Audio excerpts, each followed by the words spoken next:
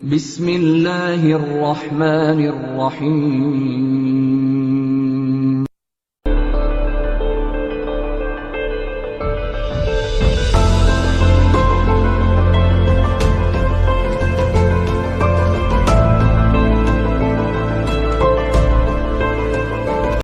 बिस्मिल्लाहिर्रहमानिर्रहीम।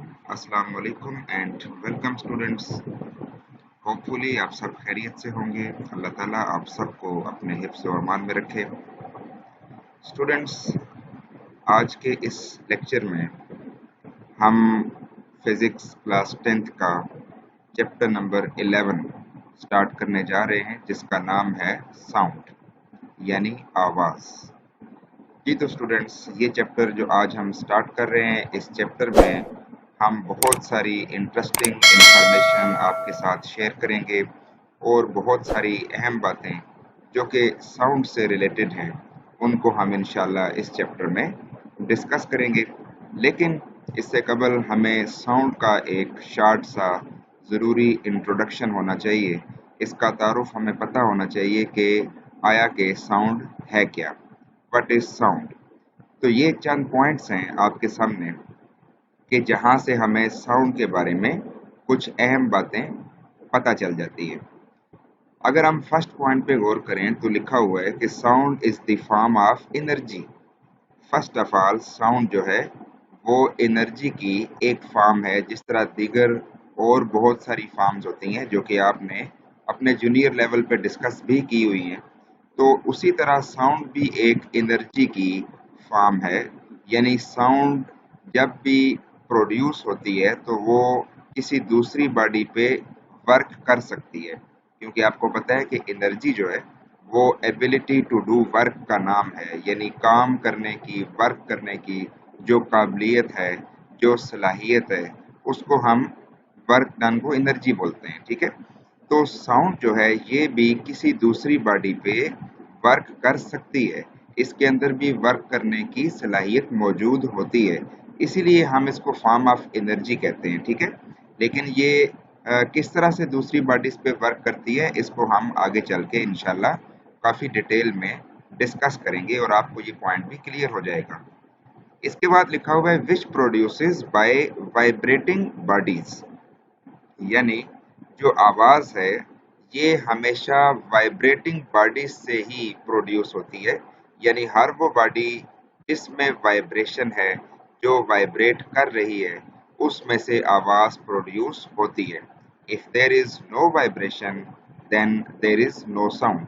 अगर वाइब्रेशन नहीं है तो आवाज का वजूद भी नहीं रहेगा।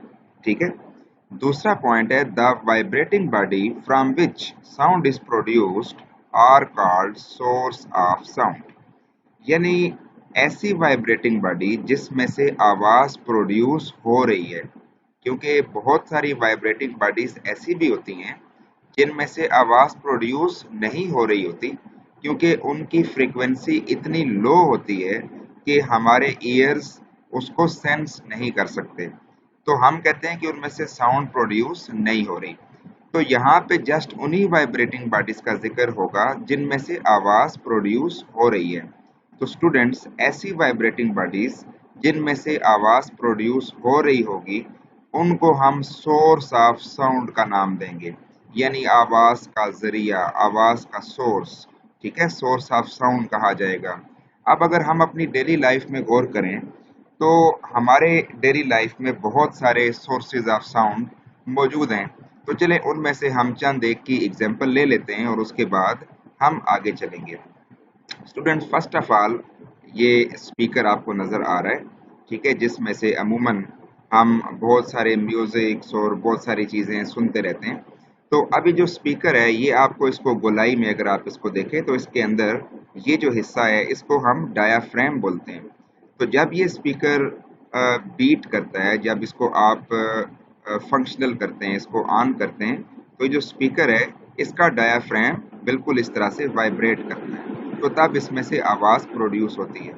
अगर ये ऑफ हो जाएगा तो इसकी वाइब्रेशन भी ऑफ हो जाएगी और आवाज़ आना भी बंद हो जाएगी। अच्छा जी, इसी तरह अगर हम एक गिटार की एग्जांपल ले लें, ये भी एक म्यूज़िकल इंस्ट्रूमेंट है।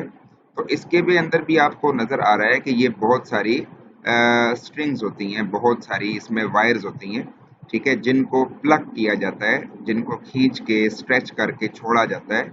तो इनमें से भी एक मखसूस किस्म की आवाज़ प्रोड्यूस होती है, हम सब जानते हैं।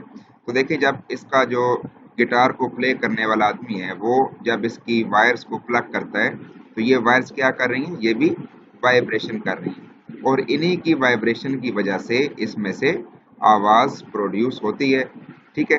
इसी तरह अगर हम एक ड्रम की एग्जांपल ले लें, तो ये भी एक बड़ा अहम म्यूजिकल इंस्ट्रूमेंट है। हम इसके बारे में भी जानते हैं कि जो ड्रम होता है, इस ड्रम में भी जब आप स्टिक के साथ इसको बीट करते हैं, तो इस ड्रम का भी ये जो हिस्सा है, इसको भी डायाफ्रेम कहा जाता है, ठीक है। तो जब इस डायाफ्रेम के ऊपर आप कोई भी स्टिक जोर से हिट करते हैं, तो ये भी क्या करता है, वाइब्रेट करता है। ये बिल्कुल स्लो मोशन में आपको नजर आ रहा है। तो देखिए, डायाफ्रेम अप डाउन वाइब्रेशन कर रहा है। तो इसी वाइब्रेशन की वजह से इसमें से एक मखसूस किस्म की आवाज़ प्रोड्यूस होती है। तो स्टूडेंट्स, इन तमाम एग्जाम्पल से हमें यही बात वाज़ेह हुई कि जो आवाज़ है उसका ताल्लुक बड़ा गहरा होता है वाइब्रेटिंग बॉडी से। अगर कोई बॉडी वाइब्रेट कर रही है तो ही उसमें से आवाज़ प्रोड्यूस हो सकती है, और जिन बॉडीज में से आवाज़ प्रोड्यूस होती है उनको हम सोर्स ऑफ साउंड कह सकते हैं। पॉइंट नंबर 3 में लिखा हुआ है, the source of sound set the particles of medium like air to vibrate. बड़ी अहम बात है कि आवाज जिस चीज के साथ भी टकराती है, ठीक है, the source of sound set the particle of air to vibrate, यानी आवाज की वेव्स जिस चीज के साथ भी टकराती हैं, तो वो उस चीज को वाइब्रेट करने पे मजबूर कर देती हैं। They set them to vibrate. For example, अगर किसी जगह पे कोई सोर्स ऑफ साउंड रखा गया है, उसमें से आवाज प्रोड्यूस हो रही है, तो उसके इर्द गिर्द जो मीडियम होगा, ठीक है, मीडियम लाइक एयर की अगर आप बात कर लें, तो वो जो एयर पार्टिकल्स होंगे वो भी वाइब्रेट करना शुरू हो जाएंगे जस्ट बिकॉज ऑफ साउंड। तो साबित हुआ कि आवाज जिस चीज के साथ भी टकराती है, वो चीज वाइब्रेट करना शुरू हो जाती है, ख्वाह वो इर्द गिर्द एयर पार्टिकल्स हों या कोई और चीज हो। फॉर एग्जाम्पल, अगर आप एक इमेजिन करें एक एक्सपेरिमेंट, कि अगर आप एक स्पीकर जिसमें से आवाज आ रही हो, तो अगर एक इन्फ्लेटेड बैलून अगर आपके पास हो, तो आप उसको स्पीकर के थोड़ा करीब जाके रख दें, तो आपको उस बैलून में भी हल्की सी वाइब्रेशन फील होगी। और वो वाइब्रेशन क्यों होती है? इसी वजह से, क्योंकि स्पीकर से जो आवाज़ निकल रही होती है, जब वो आवाज़ उस बैलून के साथ हिट करती है, उसके साथ टकराती है, तो वो बैलून की सरफेस को भी वाइब्रेट करने पे मजबूर कर देती है, ठीक है। तो यहाँ से ये बात पता चली कि आवाज़ ना सिर्फ खुद वाइब्रेशन से प्रोड्यूस होती है, बल्कि आवाज जिस चीज के साथ भी टकराती है, वो चीज भी वाइब्रेट करना शुरू हो जाती है। एक और एग्जांपल मेरे माइंड में आ रही है, उसको भी चलें डिस्कस कर लेते हैं। कि अगर आप देखें कि किसी रूम में अगर एक हाई बेस म्यूजिक जो है, अगर वो उसमें प्ले किया जाए, तो उसी रूम की जो विंडोज हैं, उनमें जो शीशे लगे हुए होते हैं, आपको पता है कि वो भी जोर जोर से वाइब्रेट करना शुरू हो जाते हैं। और अगर वो बेस उसका लेवल अगर थोड़ा सा हाई कर दिया जाए, तो सम टाइम वो शीशे क्रैक भी हो जाते हैं सिर्फ उस वाइब्रेशन की वजह से। तो आई थिंक सो कि अब ये पॉइंट आपको क्लियर हो चुका होगा। बेटा, अगला पॉइंट है, sound travels from one body source to another body listener through waves.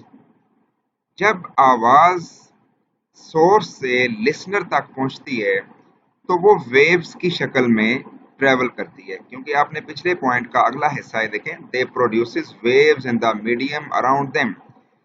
हमने ये पढ़ा था अभी पिछले पॉइंट में कि जब आवाज की वेव्स एयर पार्टिकल्स के साथ टकराती हैं, तो एयर पार्टिकल्स वाइब्रेट करते हैं, गोया एयर मीडियम में डिस्टरबेंस जनरेट हो गई।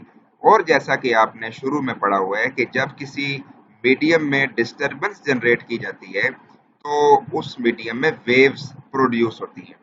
सो बिल्कुल यहाँ पे भी इसी तरह होगा कि जब आवाज की वेव्स अपने इर्द गिर्द मौजूद एयर पार्टिकल्स के साथ टकराएंगी तो वो एयर पार्टिकल्स वाइब्रेट करेंगे और इसी वाइब्रेशन की वजह से डिस्टरबेंस जनरेट होगी पार्टिकल्स में और उस डिस्टरबेंस की वजह से वेव्स जनरेट हो जाएंगी और उन वेव्स को हम साउंड वेव्स का नाम देंगे।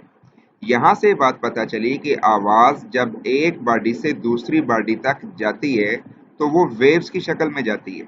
ठीक है, एक बॉडी से दूसरी बॉडी से मुराद कि एक बॉडी तो सोर्स होगी जिसमें से आवाज आ रही है, दूसरी लिसनर होगी, मीन्स के जो शख्स उसको सुन रहा होगा। ठीक है, तो सोर्स से लिसनर तक पहुंचने के लिए आवाज वेव्स का सहारा लेती है, यानी किसी ना किसी मीडियम का सहारा लेती है। तो स्टूडेंट्स अब हम बढ़ते हैं एक छोटी सी बड़ी इंटरेस्टिंग वीडियो की तरफ, एक एक्टिविटी एक्चुअली आपको मैं दिखाना चाह रहा हूँ कि जिस एक्टिविटी के बाद आपको ये चारों पॉइंट्स बड़े क्लियर हो जाएंगे, बिल्कुल आप इनको इजीली समझ पाएंगे। ठीक है स्टूडेंट्स, सबसे पहले आप ये देखें कि ये आपको जो स्क्रीन पे एक इंस्ट्रूमेंट नज़र आ रहा है, ये इंस्ट्रूमेंट, इसको हम ट्यूनिंग फोक बोलते हैं। ट्यूनिंग फोक, ये साइड पे लिखा हुआ भी है ट्यूनिंग फोक। इसमें दो प्रॉन्ग्स होते हैं, ये इसके दो प्रॉन्ग्स हैं।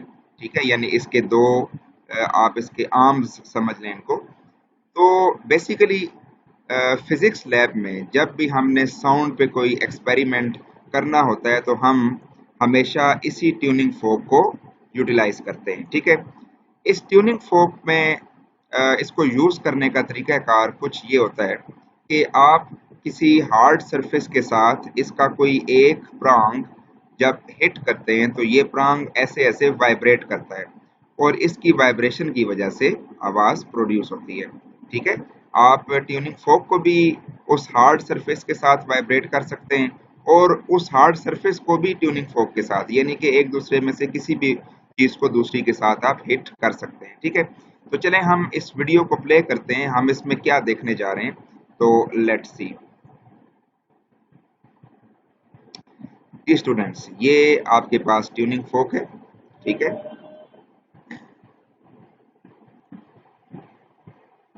जी तो स्टूडेंट्स, ट्यूनिंग फोक आपको नजर आ रहा है। ठीक है, ये एक हार्ड स्लिट है हमारे पास, आयरन की बनी हुई। इसको हम यूज करते हैं, इसको हम इसके प्रॉन्ग्स के साथ जोर से हिट करते हैं तो ये वाइब्रेट करती है। नीडल हमने ली। ठीक है, ये हमारे पास एक नीडल है। इसके साथ साथ हमने कुछ थर्मोपोर बाल्स ले ली। ये थर्मोपोर शीट जो होती है उसी में से आपको मिल सकती हैं, ये थर्मोपोर बाल्स है। ठीक है, ये थर्मोपोर बाल्स आपने निकाल ली काफ़ी सारी, इसको इनको जमा कर लिया अपने पास। अब हम ऐसे करते हैं कि नीडल और थ्रेड को, इनकी मदद से इन बाल्स को हम धागे के साथ बांध लेते हैं। ठीक है, इसको हम यूं काफ़ी एहतियात से हम इसको बांध लेंगे। जी, अब ये बंध चुका है। अब हम इसको एक स्टैंड के साथ इस धागे को लटका देंगे और अब ये जो ट्यूनिंग फोक है, देखिए इसमें ये 120 लिखा हुआ है, ये इसकी फ्रीक्वेंसी है। ठीक है, मीन्स कि ये उतनी फ्रीक्वेंसी से वाइब्रेट करेगा और आवाज पैदा होगी। अब हम इसको इसके साथ हिट करते हैं, देखें आवाज प्रोड्यूस हो रही है, यानी कि ये वाइब्रेट कर रहा है। ऐसी सूरत में इसकी वाइब्रेशन इतनी सेंसिटिव होती है कि हम उसको बाज़ औक़ात ऑब्जर्व नहीं कर सकते। ठीक है, लेकिन आवाज़ चूंकि प्रोड्यूस हो रही है तो यहाँ से ये बात कंफर्म है कि ये वाइब्रेशन कर रहा है। ठीक है, लेकिन अब इसकी वाइब्रेशन को अगर हम चेक करना चाहते हैं तो हम देखें किस तरह से इसको चेक करेंगे। जी, आप देख सकते हैं किस तरह से इसको यूज़ किया जा रहा है। अब आप देखें, हम इसको हिट करने के बाद जैसे ही इस बाल के साथ टकराएंगे, देखें वो बाल भी क्या कर रही है, वाइब्रेट कर रही है। ठीक है, ये देखें, ये उसके साथ वाइब्रेट कर रही है। हम उसको मजीद जोर से अगर हिट करते हैं तो वो जोर से वाइब्रेट कर रही है। ठीक है, तो स्टूडेंट्स यहाँ से हमें कुछ पॉइंट्स क्लियर हुए। सबसे पहली बात तो ये कि sound is the form of energy. मैंने अब आपको शुरू में बोला था कि आवाज़ किसी दूसरी बॉडी पे वर्क कर सकती है। तो आप ये देख सकते हैं कि ये जो वाइब्रेटिंग बॉडी है जिसमें से आवाज़ प्रोड्यूस हो रही है, ये इस बॉल पे वर्क कर रही थी और उसी वर्क की वजह से ये बॉल भी मूव कर रही थी। ठीक है, it's mean that it has ability to do work, so it is the form of energy. दूसरी बात, वाइब्रेटिंग बॉडी से साउंड प्रोड्यूस होती है, वो तो आपने देख लिया। सोर्स ऑफ साउंड, ये ट्यूनिंग फोक है यहाँ पे। ठीक है, इसके बाद ये जो तीसरा पॉइंट है ये बड़ा अहम था यहाँ पे, कि साउंड वेव्स जिसके साथ भी टकराती हैं वो चीज़ भी क्या करती है, वाइब्रेट करती है। तो ज़रा इस बात को आप अगेन देख लीजिए यहाँ से, कि जब हम इस ट्यूनिंग फोक को उस बॉल के साथ हिट करते हैं, हिट करते तो वो देखें बॉल भी क्या करती है, वाइब्रेट करती है। अब अगर आप सोचें कि अगर इस ट्यूनिंग फोक के इर्द गिर्द इस बॉल की जगह कोई एयर पार्टिकल होता तो क्या वो भी वाइब्रेट ना करता? जी बिल्कुल, वो भी वाइब्रेट करता, बिल्कुल इसी तरह जैसे कि ये थर्मोकोल बॉल वाइब्रेट कर रही है। इसका मतलब ये है कि जब भी किसी सोर्स ऑफ साउंड में से आवाज़ प्रोड्यूस हो रही होती है तो उसके इर्द गिर्द बेशक थर्मोकोल बॉल है या कोई एयर पार्टिकल है या कोई भी चीज़ है, तो ये उस पे वर्क करती है और उसको भी वाइब्रेट करने पे मजबूर कर देती है। ठीक है, तो स्टूडेंट्स आई होप कि इस एक्टिविटी से आपको काफ़ी ये पॉइंट्स क्लियर हो चुके होंगे। इसके साथ ही हम आज की इस वीडियो को एंड करते हैं। नेक्स्ट वीडियो के साथ इंशाल्लाह जल्द हाजिर होंगे, तब तक के लिए अपना ख्याल रखिएगा। अस्सलाम वालेकुम।